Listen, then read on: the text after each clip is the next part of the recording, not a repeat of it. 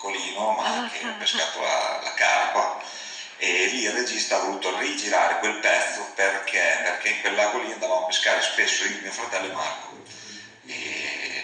e ha voluto girare quel film perché lui si chiama, io gli ho dato lo stesso nome di mio fratello che è morto, e Iader, e appunto il regista ha voluto fare la fine, l'inizio di una fine, no? Cioè la fine di un inizio.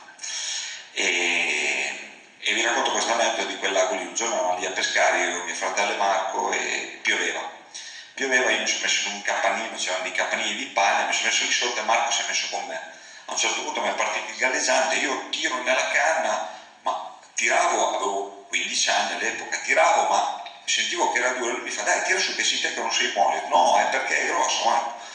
Insomma tiro su, era una trota, quando arriva sotto la sponda lui si prepara col guadino per prenderla, la prende, la tira su, la appoggia nell'erba, la guarda, fa lei sarà anche bella, però puoi dire che il guadino c'era pantana. Questo per far capire com'era Marco.